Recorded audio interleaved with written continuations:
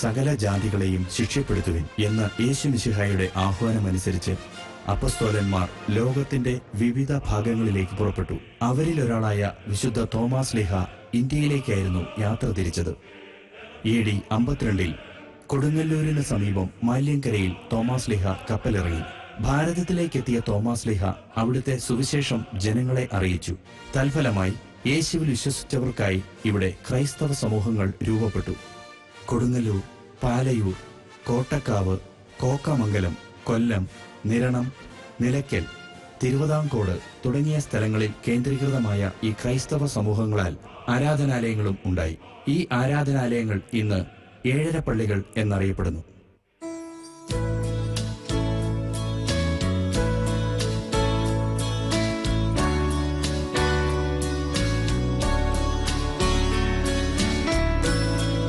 മാല്യങ്കര. ഇവിടെയാണ് തോമാസ് ലീഹ തന്റെ ഭാരത സന്ദർശനത്തിനായി കപ്പലിറങ്ങിയത്. കൊടുങ്ങല്ലൂരിന് സമീപത്തുള്ള ഈ പ്രദേശം മുസിരിസ്, വഞ്ചി, തിരുവഞ്ചിക്കുളം എന്നീ പേരുകളിലും ഓരോരോ കാലങ്ങളിൽ അറിയപ്പെട്ടിരുന്നു. മാല്യങ്കര എന്ന പേരിൽ നിന്നാണ് സുറിയാനി ക്രിസ്ത്യാനികൾക്കിടയിലെ മലങ്കര എന്ന പേരിന്റെ ആരംഭം.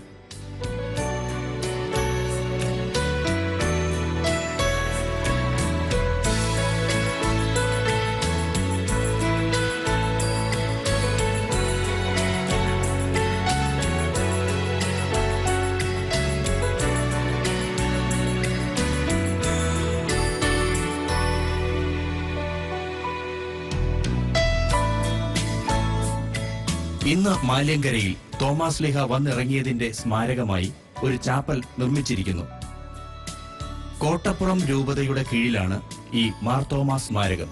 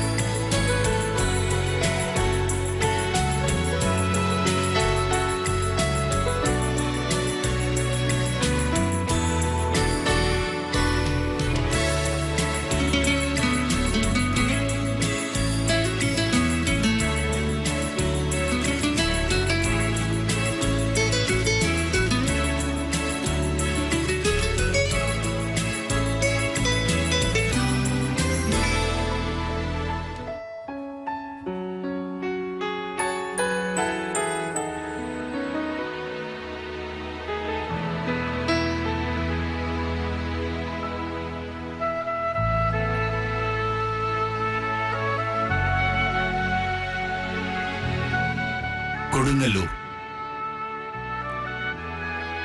കൊടുങ്ങല്ലൂരിൽ തോമാസ് ലീഹായാൽ രൂപം കൊടുത്ത ക്രൈസ്തവ സമൂഹത്തിന്റെ സ്മാരകമാണ് ഈ ദേവാലയം. ഇവിടെ നിന്നായിരുന്നു തോമാസ് ലീഹായുടെ പ്രേക്ഷിത പ്രവർത്തനങ്ങൾക്ക് ആരംഭം. ചേരമാൻ പെരുമാൾ രാജാക്കന്മാരുടെ ആസ്ഥാനമായിരുന്നു അന്നിവിടം. അക്കാലത്തെ പ്രധാന വാണിജ്യ തുറമുഖമായിരുന്ന കൊടുങ്ങല്ലൂർ യഹൂദരുടെ കോളനിയായിരുന്നു. ഈ യഹൂദരുടെ ഇടയിലാണ് തോമാസ് ലീഹ ആദ്യമായി സുവിശേഷം പ്രഘോഷിച്ചത്. തോമാസ് ലീഹയുടെ സ്മരണയിലാണ് ഇന്ന് ഈ ദേവാലയം പടുത്തുയർത്തിയിരിക്കുന്നത്. 1953 ഇറ്റലിയിലെ ഓർത്തോണയിൽ നിന്നും കൊണ്ടുവന്ന തോമാസ് ലീഹയുടെ വലത് കരത്തിന്റെ ഒരു ഭാഗം ഇവിടെ തിരുശേഷിപ്പായി പ്രതിഷ്ഠിച്ചു. കൊടുങ്ങല്ലൂരിലെ അഴീക്കോട് കായലിന്റെ തീരത്ത് തലയുയർത്തി നിൽക്കുന്ന ഈ ദേവാലയം സീറോ മലബാർ സഭയിലെ CMI ദേവമാതാ പ്രൊവിൻസിന്റെ കീഴിലാണ്.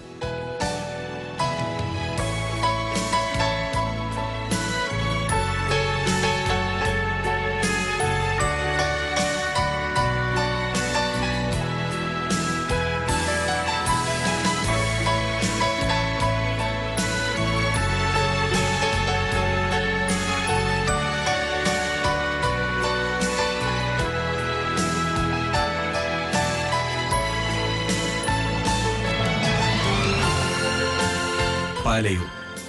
തൃശൂർ അതിരൂപതയിലെ പ്രധാന തീർത്ഥാടന കേന്ദ്രമായ ഇവിടുത്തെ ഈ ദേവാലയം മാർത്തോമാ ശ്ലീഹായാൽ സ്ഥാപിതമായതാണെന്ന് വിശ്വസിക്കപ്പെടുന്നു. ചാവക്കാട് പട്ടണത്തിൽ നിന്നും കഷ്ടിച്ച് 1 കിലോമീറ്റർ മാത്രം ദൂരമുള്ള പാലയൂർ ഇന്ത്യയിലെ ക്രൈസ്തവ വിശ്വാസത്തിന്റെ ഈറ്റില്ലങ്ങളിലൊന്നാണ്.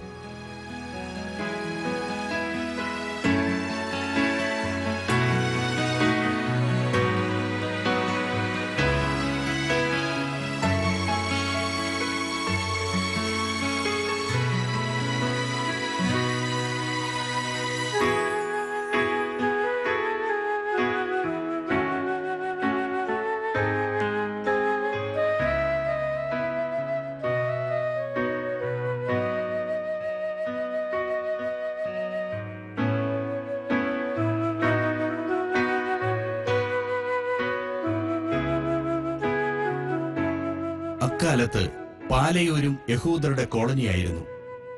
ഇവിടെ വെച്ച് തോമാസ് ശ്ലീഹായുടെ സുവിശേഷത്താൽ ഒട്ടേറെ പേർ ക്രിസ്തുമതം സ്വീകരിച്ചു എന്ന് കരുതപ്പെടുന്നു.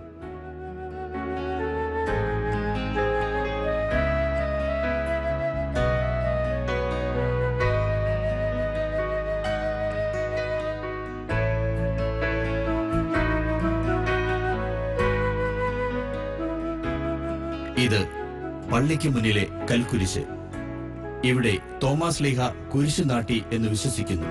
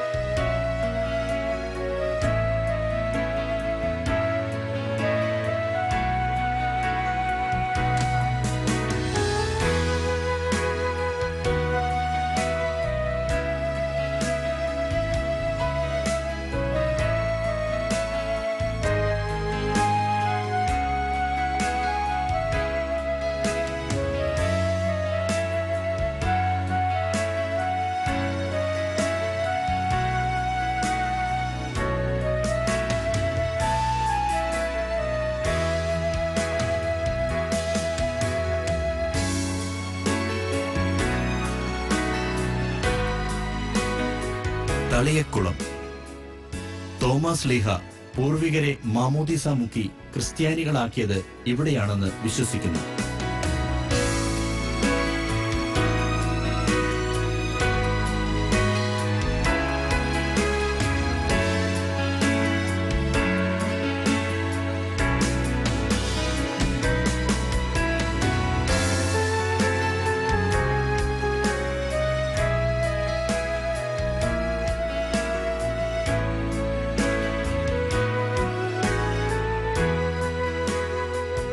ഇതോടൊപ്പം തോമാസ് ശ്ലീഹായുടെ പ്രേഷിത പ്രവർത്തനവുമായി ബന്ധപ്പെട്ട് ഒട്ടേറെ സ്മാരകങ്ങൾ പാലയൂരിലുണ്ട്.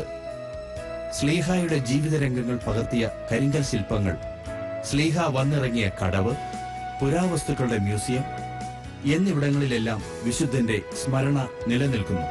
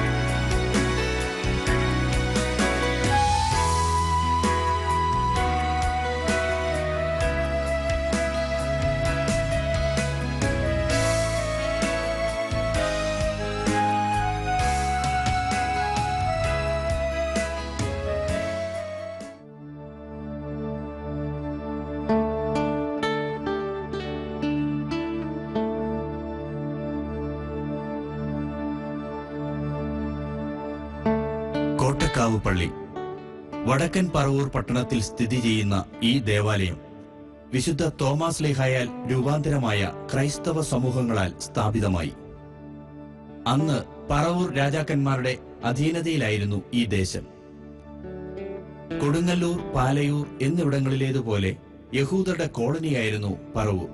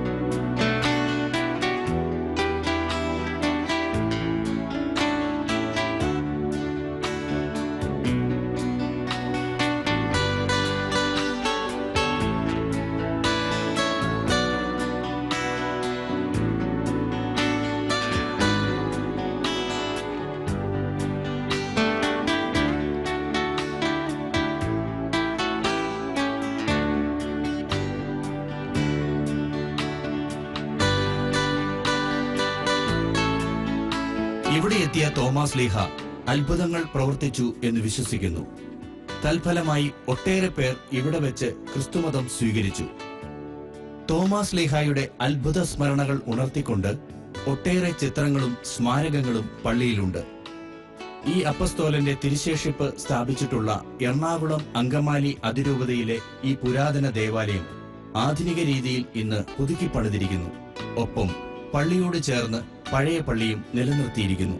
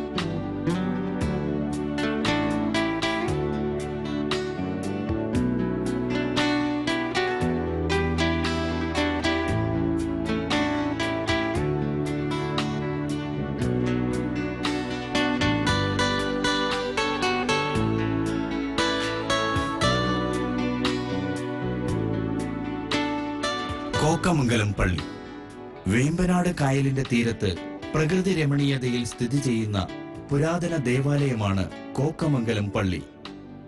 എറണാകുളം അങ്കമാലി അതിരൂപതയിൽ ചേർത്തലയ്ക്കടുത്ത് സ്ഥിതി ചെയ്യുന്ന ഈ ദേവാലയം തോമാസ് ലീഹായുടെ പാദസ്മരണകളിൽ നിലകൊള്ളുന്നു.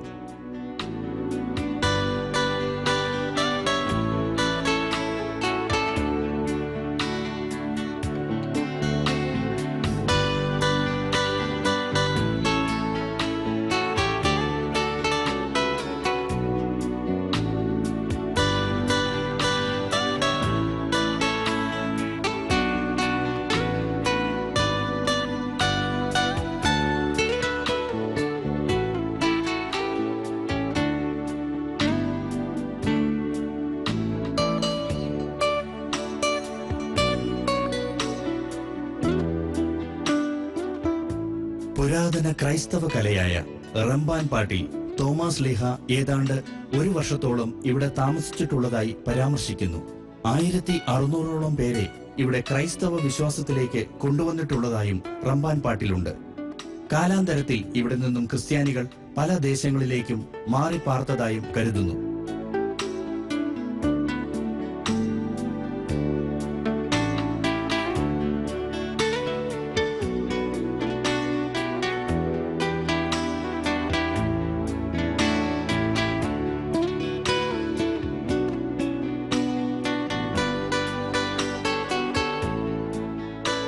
വിശുദ്ധന്റെ തിരുശേഷിപ്പ് ഇന്ന് ഈ ദേവാലയത്തിൽ സ്ഥാപിച്ചിരിക്കുന്നു. അതോടൊപ്പം വിശുദ്ധന്റെ വിവിധ രൂപങ്ങളും ഈ ദേവാലയ അൾത്താരയിലുണ്ട്.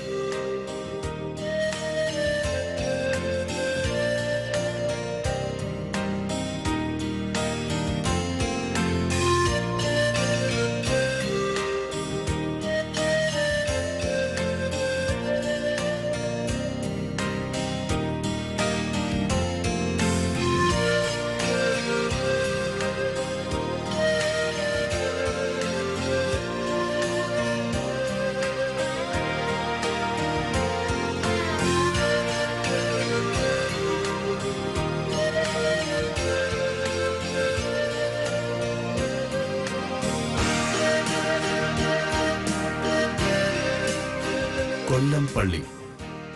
കൊല്ലം നഗരത്തിൽ പോർട്ട് കൊല്ലം എന്നറിയപ്പെടുന്ന ഇവിടെയാണ് പരിശുദ്ധ ശുദ്ധീകരണ മാതാവിന്റെ നാമത്തിലുള്ള 7 പള്ളികളിലൊന്ന് സ്ഥിതി ചെയ്യുന്നത്.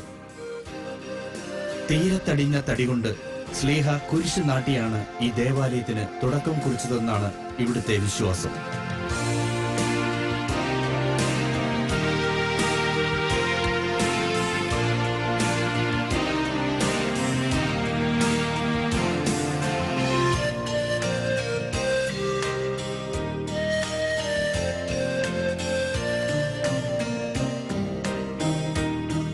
അക്കാലത്ത് പ്രമുഖ സുഗന്ധവ്യഞ്ജന വാണിജ്യ കേന്ദ്രമായിരുന്നു കൊല്ലം തീരം. ഇവിടെയും അന്ന് യഹൂദരുടെ കോളനിയായിരുന്നു. 1 വർഷക്കാലം തോമാസ് ലീഹ ഇവിടെ താമസിച്ച് പ്രേക്ഷിത വേല നടത്തി ഒട്ടേറെ പേർക്ക് ജ്ഞാനസ്നാനം നൽകി എന്ന് കരുതപ്പെടുന്നു.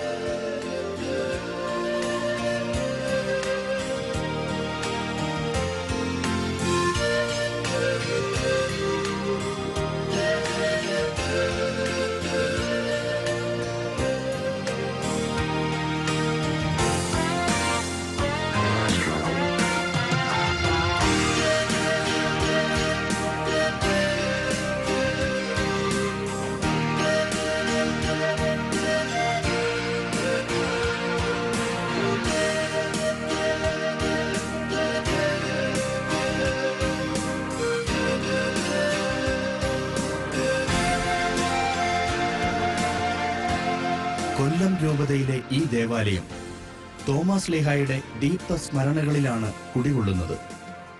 അതിന് തെളിവാണ് പള്ളിമുറ്റത്തോട് ചേർന്നുള്ള ഈ സ്മാരകം. ഇവിടെ തോമാസ് ലീഹായുടെ തിരുശേഷിപ്പ് സ്ഥാപിച്ചിരിക്കുന്നു.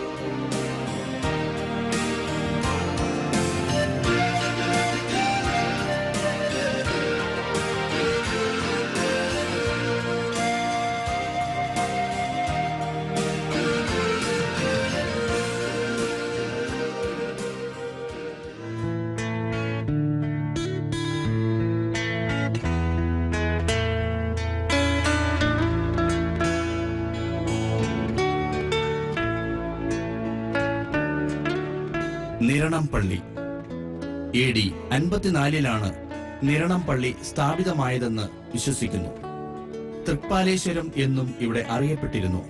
അക്കാലത്ത് കുരുമുളകിന്റെ കേന്ദ്രമായിരുന്നു നിരണം എന്ന് കരുതപ്പെടുന്നു.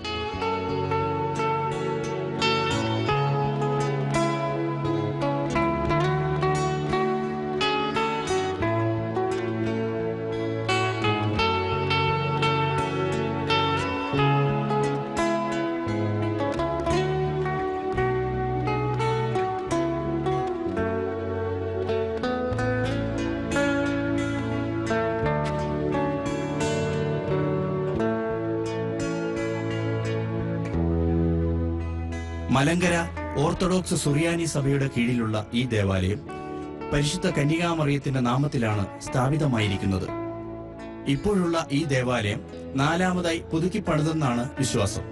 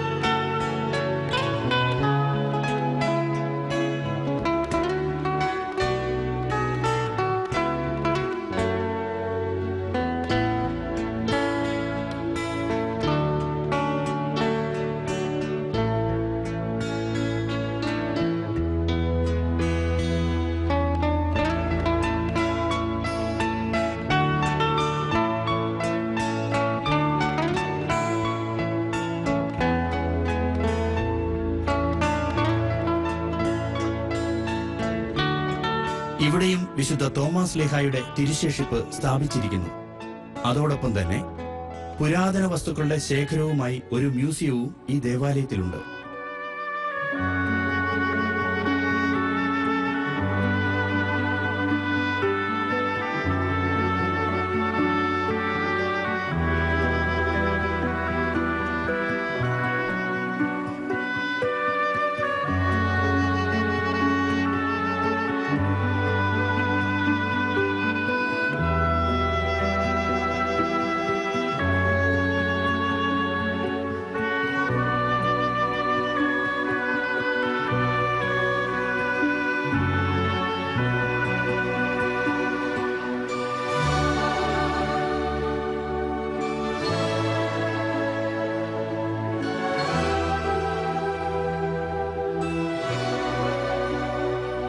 അക്കാലത്ത് വെള്ളത്താൽ ചുറ്റപ്പെട്ട സ്ഥലമായിരുന്നു നിരണം.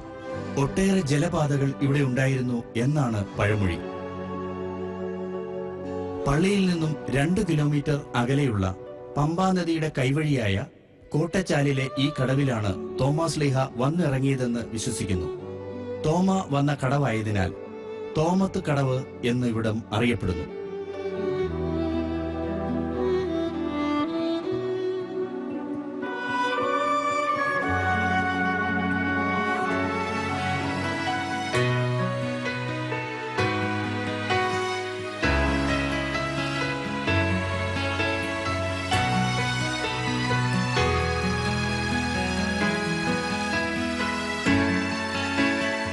നിലയ്ക്കൽ പള്ളി 7 പള്ളികളിൽ മറ്റുള്ളവയിൽ നിന്നെല്ലാം വ്യത്യസ്തമായി ഉൾനാടൻ വനപ്രദേശത്താണ് നിലയ്ക്കൽ പള്ളിയുടെ സ്ഥാനം. അക്കാലത്ത് തമിഴ്നാട്ടിലെ മധുരയെയും നിരണത്തെയും ബന്ധിപ്പിച്ചിരുന്ന ഒരു കച്ചവട കേന്ദ്രമായിരുന്നു നിലയ്ക്കൽ. ചായൽ എന്നും ഇവിടെ അറിയപ്പെട്ടിരുന്നു.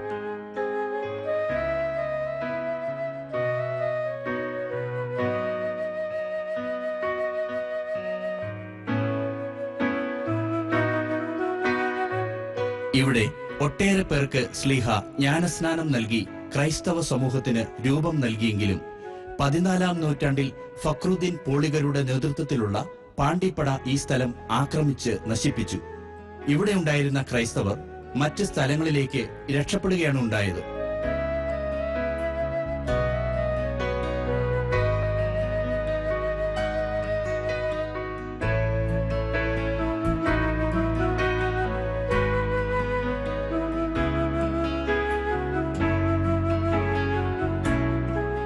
തോമാസ് ശ്ലീഹായുടെ പാദസ്പർശമേറ്റ ഈ മണ്ണിൽ ഈ ദേവാലയം ഇന്ന് പുനരുദ്ധരിക്കപ്പെട്ടിരിക്കുന്നു. കേരളത്തിലെ ഒട്ടുമിക്ക ക്രൈസ്തവ സഭകൾക്കും പ്രാതിനിധ്യമുള്ള എക്യുമെനിക്കൽ ദേവാലയമാണ് നിലയ്ക്കൽ പള്ളി ഇന്ന്.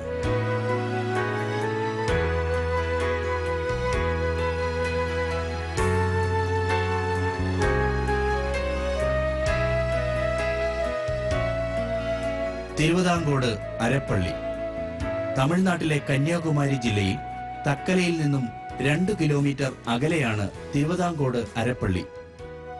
അരപ്പള്ളി എന്നത് ഈ ദേവാലയത്തെ ആദരപൂർവ്വം വിളിക്കുന്നതാണ്. തോമാസ് ശ്ലീഹായാൽ രൂപാന്തരപ്പെട്ട ക്രൈസ്തവ സമൂഹം അരജന്റെ സഹായത്തോടെ പണിതീർത്ത പള്ളിയായതുകൊണ്ടാണ് അരപ്പള്ളി എന്ന് വിളിക്കുന്നത്. അരജൻ എന്നാൽ രാജാവ് എന്നർത്ഥം. ചേര രാജാക്കന്മാരുടെ കീഴിലായിരുന്നു തിരുവിതാംകോട് അന്ന്. മാത്രമല്ല യഹൂദരുടെയും ബാബിലോണിയരുടെയും റോമരുടെയുമെല്ലാം വാണിജ്യ കേന്ദ്രമായിരുന്നു തിരുവിതാംകോടും പരിസരവും.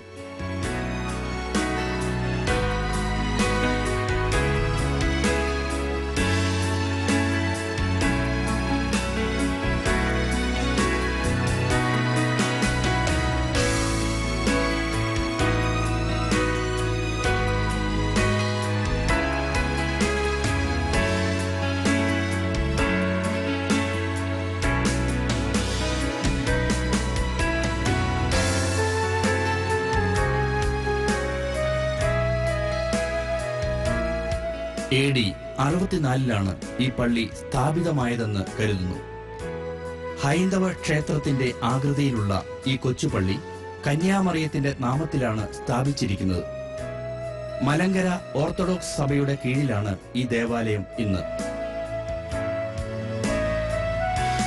പുരാതന കാലത്തെ സൂചിപ്പിക്കുന്ന ചിത്രങ്ങൾ പള്ളിയുടെ മുൻവാതിലിന് മുകളിൽ കല്ലിൽ കൊത്തിവെച്ചിരിക്കുന്നു. അൾത്താരയോട് ചേർന്ന് ഭിത്തിയിൽ കുരിശ് രൂപവും കൊത്തിയിട്ടുണ്ട്.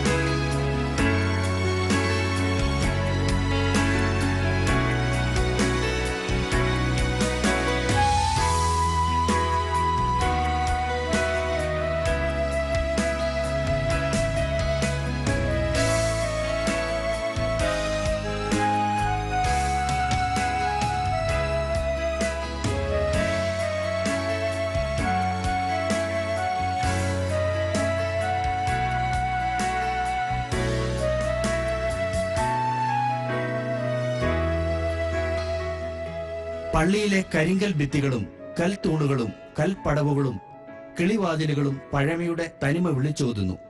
പള്ളിയോട് ചേർന്നുള്ള കാൽ കഴുകുന്നതിനായിട്ടുള്ള കൽത്തൊട്ടിയും കൽത്തളവും പഴമയുടെ പ്രതീകം തന്നെ.